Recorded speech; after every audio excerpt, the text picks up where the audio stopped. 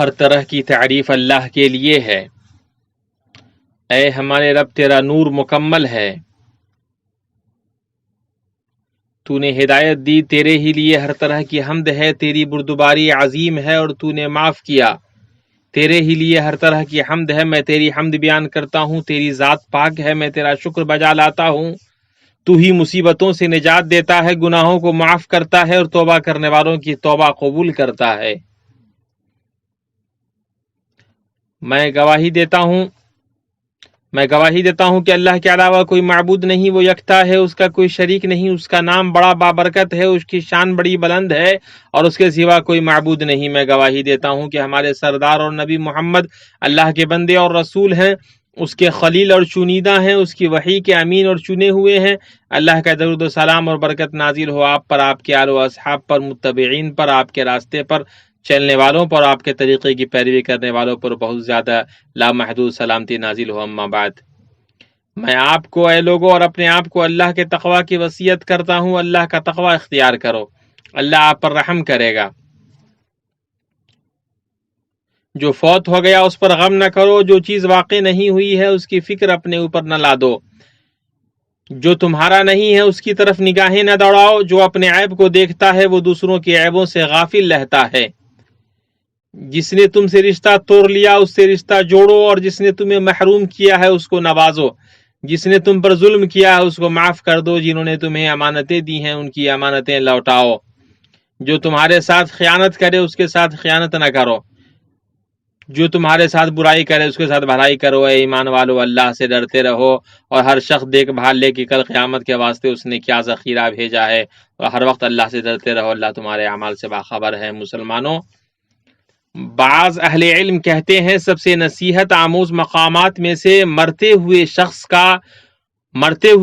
کا ہوش میں آنا ہے۔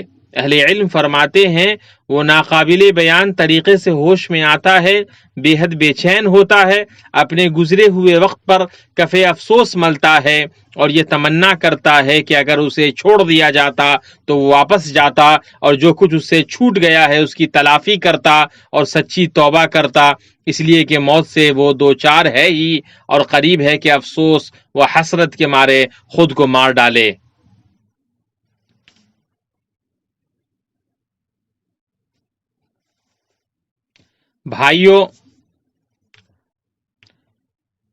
بھائیوں، مردوں کی زندگی کے مواقع ختم ہو گئے ہیں، انہوں نے آخرت دیکھ لی ہے، اپنے ما لہو اور ما علیہ کی ان کو معرفت ہو گئی ہے، انہوں نے جان لیا کہ وہ جن نعمتوں میں تھے کیا انہوں نے ان کی حفاظت کی، جو اوقات گزارا کیا ان میں اچھا عمل کیا، وہ وہاں کس حسرت و ندامت میں ہیں۔ وہ لوگوں کے درمیان زندگی گزار رہے تھے، اب وہ زمین کے نیچے چلے گئے، وہ موجود تھے اب قبروں میں ہیں، اپنے اعمال کے ہاتھوں گروی ہیں اور چھوڑے نہیں جائیں گے۔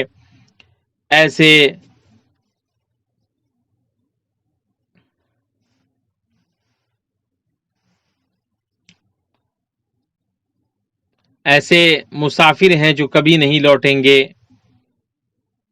یہ دنیا کی حالت ہے، اور یہ ایسے مسافر ہیں جو کبھی نہیں لوٹیں گے، یہ دنیا کی حالت ہے اور یہ ان کے گھر والوں کا اور ان سے جدا ہونے والوں کا حال ہے۔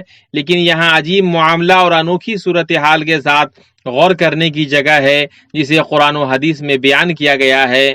ایک ایسا معاملہ ہے جو ان مردوں کی صورتحال کو بیان کرتا ہے جس میں نصیحت، عبرت اور درس ہے، بلکہ اس میں ان لوگوں کے لیے جن کو اللہ توفیق دے اور مدد کرے ان کے لیے جلدی اور پہل کرنے کا مقام ہے۔ ہاں، اللہ آپ کی حفاظت فرمائے۔ مردے عالم غیب سے عالم شہادت منتقل ہوئے، انہوں نے جنت کو دیکھا، جہنم کا مشاہدہ کیا، اللہ کے فرشتوں کو دیکھا، دنیا اور آخرت کی حقیقت کو جانا۔ انہیں یقین ہو گیا کہ وہ برزخی زندگی میں ہیں اور قیامت کے دن اٹھائے جائیں گے، جس دن سب لوگ رب العالمین کے سامنے کھڑے ہوں گے۔ اپنے رب کی کتاب کو پڑھو اور اپنے نبی محمد صلی اللہ علیہ وسلم کی سنت پر نظر دوڑاؤ، ضرور اس معاملے کو جان لو گے اور اس مسئلے کی معرفت ہو جائے گی۔ یہ مرنے والوں کی خواہشات ہیں۔ اللہ کے بندو، ہر نیک اور غیر نیک مردہ یہ تمنا کرے گا کہ کاش وہ دنیا میں لوٹ جاتا۔ جہاں تک نیکوکاروں کی بات ہے تو وہ مہمان نوازی، درجات اور عظیم نعمتوں کو دیکھ کر مزید نیک عمل کی تمنا کریں گے، اور جو کوتاہ کار ہوں گے وہ یہ تمنا کریں گے کہ دنیا میں لوٹ جائیں تاکہ تلافی معافات کریں اور نیکی کریں۔ مسلمان بھائیوں، مردے جو تمنا کرتے ہیں ان پر بات کرنے سے قبل زندوں کی کچھ خواہشات کی طرف اشارہ ہے، جیسا کہ موازنہ حقیقت کو ظاہر کرتا ہے۔ دنیا میں غریب مالداری کی تمنا کرتا ہے اور مالدار مزید مال اور لمبی عمر کی تمنا کرتا ہے۔ مسافر یہ تمنا کرتا ہے کہ وہ اپنے گھر والوں کی طرف لوٹ جائے، بیمار شفا یابی اور عافیت کی تمنا کرتا ہے، لا ولد اولاد کی تمنا کرتا ہے، کنوارا شادی کی تمنا کرتا ہے اور یہ خواہش کرتا ہے کہ اس کے پاس ایک باوقار ملازمت ہو، ایک آرام دہ گاڑی ہو، کشادہ گھر ہو، سماجی مقام ہو، ڈھیر سارا مال اور زمین ہو، خوب سفر کرے اور گھومے، خوب ساری خوشی و مسرت ہو۔ دنیا والوں کی خواہشیں اس طرح کی ہیں۔ غریب قناعت نہیں کرتا ہے اور مالدار کا دل نہیں بھرتا ہے، اور خواہشات ہیں کہ ختم نہیں ہوتی۔ جہاں تک مردوں کی بات ہے، اللہ تعالی ہم پر اور ان پر رحم فرمائے، ہماری اور ان کی مغفرت فرمائے، تو ان میں نیکوکار ہیں اور گناہ گار ہے۔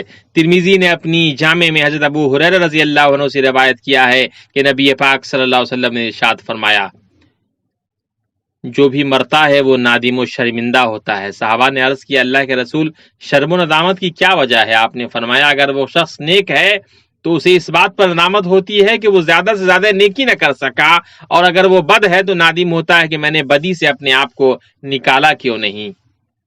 جہاں تک نیکوکاروں کی بات ہے، اللہ تعالی ہمیں اور آپ کو ان میں سے بنائے، تو ان کی پہلی تمنا ہوتی ہے کہ جب جنازہ کندھوں پر اٹھا لیا جاتا ہے تو اگر وہ نیک ہوتا ہے تو کہتا ہے، مجھے جلدی لے چلو، مجھے جلدی لے چلو، مجھے آگے لیے چلو، مجھے آگے لیے چلو، اور اگر نیک نہیں ہوتا ہے تو کہتا ہے، ہائے افسوس، مجھے کہاں لیے جاتے ہو، مجھے واپس لے چلو، مجھے واپس لے چلو۔ اس کی آواز انسان کے علاوہ ہر چیز سنتی ہے، اور اگر انسان سن لے تو مارے دہشت کے بے ہوش ہو جائے۔ بھائیوں، نیک آدمی کو جب قبر میں رکھا جاتا ہے تو وہ قبر کی نعمتوں، اس کی کشادگی، روشنی اور پھیلاؤ کو دیکھتا ہے تو وہ اس وقت یہ تمنا کرتا ہے اللہ تعالیٰ قیامت قائم کر دے۔ سورہ یاسین میں مذکور شخص نے کہا، جس کے بارے میں اللہ تعالیٰ نے یوں بیان کیا، اس سے کہا گیا کہ جنت میں چلا جا، کہنے لگا، کاش میری قوم کو بھی علم ہو جاتا کہ مجھے میرے رب نے بخش دیا اور مجھے باعزت لوگوں میں کر دیا۔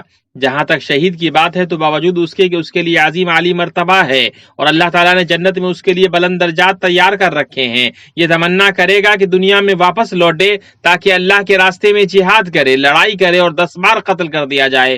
رسول اللہ صلی اللہ علیہ وسلم نے فرمایا، کوئی شخص ایسا نہیں جو جنت میں داخل ہونے کے بعد واپس دنیا میں لوٹنے کی خواہش کرے، اگرچہ اسے دنیا کی ہر چیز دینے کی پیشکش کر دی جائے، مگر شہید وہ یہ چاہے گا کہ دنیا میں واپس آئے اور اسے 10 بار قتل کر دیا جائے۔ یہ سب کچھ اللہ کے یہاں اپنے اعزاز و اکرام کو دیکھنے کی وجہ سے ہوگا۔ اسے بخاری نے حضرت انس رضی اللہ تعالی عنہ سے روایت کیا ہے۔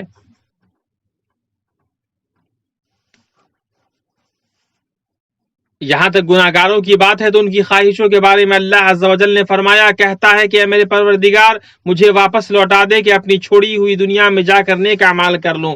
دوسری جگہ اللہ نے فرمایا، اے ہمارے رب، ہم نے دیکھ لیا اور سن لیا، اب تو ہمیں واپس لوٹا دے، ہم نیک عمل کریں گے، ہم یقین کرنے والے ہیں۔ دوسری جگہ اللہ نے فرمایا، کاش کہ میں نے اپنی زندگی کے لیے کچھ پیشگی سامان کیا ہوتا، کاش کہ کسی طرح میرا لوٹ جانا ہوتا تو میں بھی نیکوکاروں میں ہو جاتا۔ آپ صلی اللہ علیہ وسلم کا ایک قبر سے گزر ہوا، آپ نے پوچھا، یہ کس کی قبر ہے؟ لوگوں نے کہا، فلاں کی۔ آپ علیہ السلام نے فرمایا، 2 رکعتیں اس صاحب قبر کو باقی دنیا سے زیادہ پسندیدہ ہے۔ ایک دوسری روایت میں ہے، 2 ہلکی رکعتیں جسے تم کمتر سمجھتے اور نفلی طور پر ادا کرتے ہو، انہیں یہ بندہ بطور اضافی عمل کرتا ہے، اس صاحب قبر کو باقی دنیا سے زیادہ پسندیدہ ہے۔ اور دوسرا واپس لوٹنے کی تمنا کرے گا تاکہ اللہ تعالیٰ کے لیے صدقہ کرے۔ قرآن کریم میں ہے، اور جو کچھ ہم نے تمہیں دے رکھا ہے اس میں سے ہماری راہ میں اس سے پہلے خرچ کرو کہ تم میں سے کسی کو موت آ جائے تو اس وقت وہ کہے کہ میرے پروردگار مجھے تو تھوڑی دیر کے لیے مہلت کیوں نہیں دیتا کہ میں صدقہ کروں اور نیک لوگوں میں سے ہو جاؤں۔ حافظ ابن رجب رحمہ اللہ فرماتے ہیں مردوں کی قبروں میں غائب درجے کی خواہش ایک گھڑی کی دنیاوی زندگی ہوتی ہے تاکہ وہ توبہ اور اعمال صالحہ کے ذریعے تلافی مافات کر لیں۔ دنیا کے لوگ اپنی زندگیوں کو برباد کرتے ہیں، چنانچہ ان کی زندگی غفلت میں ضائع ہو جاتی ہے اور ان میں سے بعض اپنی زندگی کو گناہوں میں کاٹ دیتے ہیں۔ مسلمانوں، ایسے مردے بھی ہیں جن کا اجر ان کی قبروں میں بھی جاری رہتا ہے۔ حضرت ابو ہریرہ سے روایت ہے کہ رسول اللہ نے فرمایا جب انسان مر جاتا ہے تو اس کے عمل کا سلسلہ بند ہو جاتا ہے سوائے تین چیزوں کی، ایک صدقہ جاریہ، دوسرا ایسا علم جس سے لوگ فائدہ اٹھائیں، اور تیسرا نیک و صالح اولاد جو اس کے لیے دعا کرے۔ اس حدیث کو مسلم نے روایت کیا ہے۔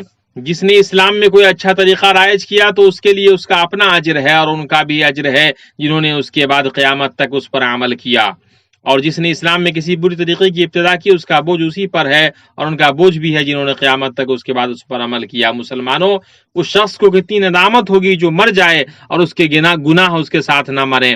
وہ تمنا کرے گا کہ دنیا میں واپس جائے تاکہ اپنے ہاتھوں کے کیے ہوئے گناہوں سے جان چھوڑائے۔ انسان مر جائے تو اس کے لیے رونا نہیں ہے، لیکن اگر توبہ چھوٹ جائے تو اس کے لیے رونا ہے۔ بھائیوں، انسان مر جائے تو اس کے لیے رونا نہیں ہے، لیکن اگر توبہ چھوٹ جائے تو اس کے لیے رونا ہے۔ بھائیوں، مرنے والوں کو ضرورت ہے کہ ان کے تعلق سے محمد صلی اللہ علیہ وسلم کے طریقے کے مطابق عمل کیا جائے، لہٰذا ان کے لیے وہ چیزیں انجام دیں جن کی اجازت شریعت نے دی ہے، جیسے دعا، صدقہ، قرض کی ادائیگی، حج اور عمرہ وغیرہ۔ اللہ کے بندو، اگر ایسی بات ہے تو جب تک تمہاری روحیں تمہارے جسم میں ہیں کثرت سے طاعتوں کو انجام دو، اعمال صالحہ کے لیے کوشش کرو اور برائیوں سے بچو۔ جب تک تم دنیا میں رہو اللہ اور اس کے رسول کی اطاعت کرو، اپنے اعمال کی اصلاح کرو اور اپنے آپسی تعلقات کو درست کرو۔ بس چند دن ہیں کہ تم اپنے اعمال سے ملو گے اور جو کچھ تم نے کمایا ہے اس کا سامنا کرو گے۔ دنیا عمل کی اور آخرت بدلے کی جگہ ہے۔ جو یہاں عمل نہیں کرے گا وہاں ندامت اٹھائے گا۔ ہر دن جو انسان گزار رہا ہے غنیمت ہے۔ پاؤں کے پھسلنے اور طولانی ندامت سے بچو اور فنا ہونے سے پہلے وجود سے فائدہ اٹھاؤ۔ تمنا کرنے والوں کو حسرتیں لاحق ہوتی ہیں اور ندامتیں اہل غفلت کے دل کو نچوڑ دیتی ہیں۔ اے مسلمانوں، تمہارے مال اور تمہاری اولاد تمہیں اللہ کے ذکر سے غافل نہ کر دیں، اور جو ایسا کریں وہ بڑے ہی ضیاءکار لوگ ہیں۔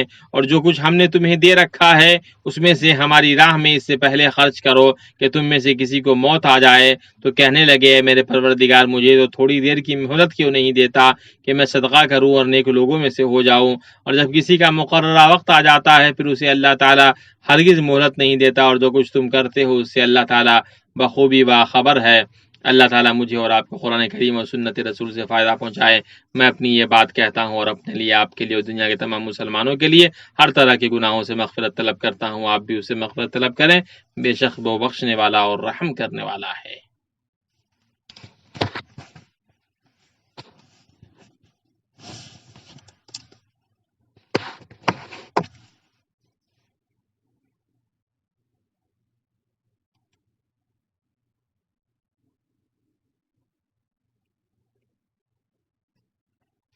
ہر طرح کی تعریف اللہ کے لیے ہے۔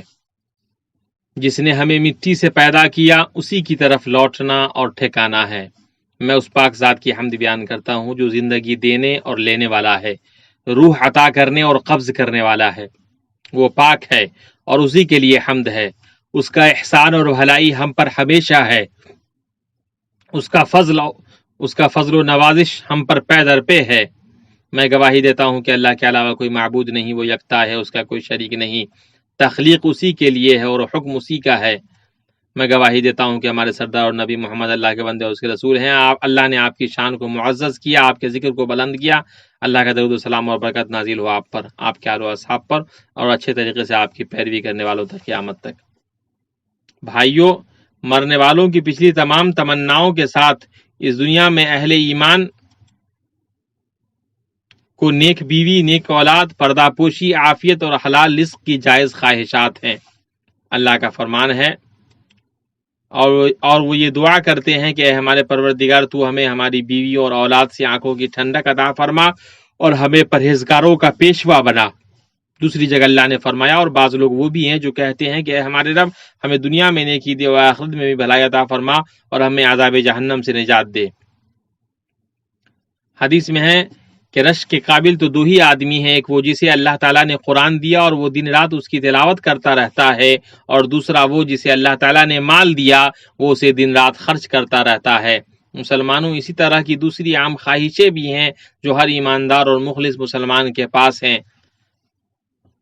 اللہ تعالیٰ سے دعا ہے کہ وہ اپنے فضل و کرم سے پوری دنیا کو سلامتی اور امن عطا فرمائے اور ہم سے تمام مصیبتیں، وبائی امراض، سود، زنا، زلزلے اور آزمائشیں اور کھلے و چھپے برے فتنوں کو دور کرے۔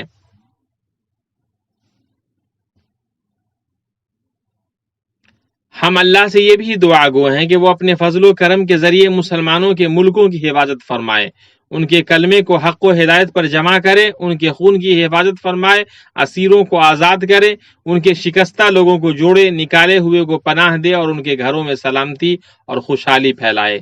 اسی طرح ہم اللہ سے دعا گو ہیں کہ وہ بلاد حرمین شریفین والے اس مبارک ملک مملکت سعودی عرب کے ایمان، سلامتی، عقیدہ اور قیادت کی حفاظت فرمائے۔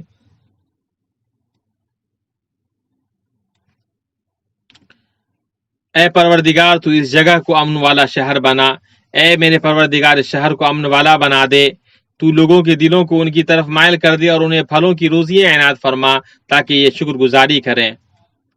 یہ مقدس امن و اطمینان والا ملک ہے، ایسا مبارک ملک ہے جس نے اپنی ذمہ داری کا ادراک کیا، اپنے فرائض سر انجام دیے، معاملے کو نبھایا، اپنے کلمے کو متحد کیا، دین، خیر اور بھلائی کے راستوں کو باہم جوڑا، چنانچہ ملک میں سلامتی پھیلی، اسلامی بھائی چارہ مضبوط ہوا اور دین کے شعار قائم ہوئے۔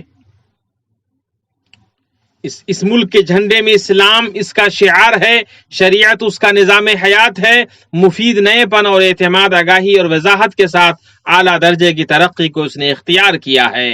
ایسا پاکیزہ ملک ہے جس کا بڑے پیمانے پر مسلمان قصد کرتے ہیں، ایسے دلوں کے ساتھ جو ایمان سے معمور اور محبت و شوق سے بھرے ہوتے ہیں، تیز گام قدموں اور پیدل اور سواری سے تیز چلتے ہوئے اور بہتے ہوئے آنسوؤں کے ساتھ مغفرت طلب کرتے ہوئے۔ ایسا مبارک ملک ہے جو اللہ کے تقرب کے لیے اور حاجیوں، معتمرین، زائرین اور حرمین شریفین کے تمام قاصدین کی خدمت کے لیے سب سے غالی اور نفیس چیز خرچ کرتا رہا ہے۔ ایسا ملک ہے جس میں جدائی کے بعد دل اکٹھا ہوئے، جس نے عزت کے جھنڈے اور ہدایت کی مشعل کو اٹھایا، جو دین کا اور مسلمانوں کا قبلہ ہے۔ ایسا عظیم ملک جو اسلام کے دفاع میں اپنی بین الاقوامی ذمہ داری کا پورا احساس رکھتا ہے، بین الاقوامی فورمز پر اسلام کے منہج کو بیان کرتا ہے، اس کی مخالف ہر چیز سے حفاظت کرتا ہے، مسلمانوں کی خدمت کرتا ہے، ان کے حقوق کا دفاع کرتا ہے، ان کا ہر ممکن تعاون و مدد کرتا ہے اور ان کی ضرورت کو پورا کرتا ہے۔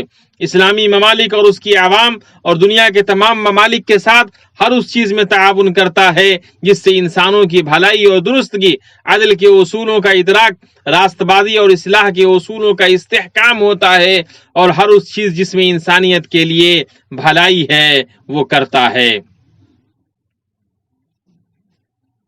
سنو، اللہ کا تقوی اختیار کرو، اللہ پر رحم کرے، اپنے لیے خیر کو طلب کرنے کی کوشش کرو اور اپنے رب سے دنیا اور آخرت کی بھلائی طلب کرو۔ بعض سلف کے اس قول پر غور کرو، اگر بندہ جان لے کہ اس کی موت میں کتنا وقت بچا ہے تو وہ اپنی بڑی امیدوں سے کنارہ کشی اختیار کرے گا اور زیادہ سے زیادہ عمل کرنے کی کوشش کرے گا۔ بس تم ان لوگوں میں سے ہو جاؤ، اللہ پر رحم کرے، جو بلند ہمت والے ہیں اور عالی مرتبت اعمال کے حامل ہیں، اور جو بدلے میں ابدی جنت اور گھر ٹھکانے کے لیے جنت الفردوس کے علاوہ کسی اور بدلے پر راضی نہیں ہوتے ہیں،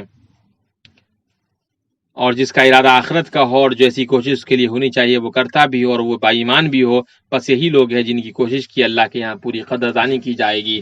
یہ سب باتیں رہیں، اور درود و سلام بھیجو ہدایت یافتہ، رحمت اور دوستی والی نعمت تمہارے نبی محمد رسول اللہ پر، جس کا حکم تم کو تمہارے رب نے قرآن کریم میں دیا ہے، جیسا کہ اس نے فرمایا اللہ تعالیٰ اس کے فرشتے اس نبی پر رحمت بھیجتے ہیں۔ اے ایمان والو، تم بھی ان پر درود بھیجو اور خوب سلام بھیجتے رہا کرو۔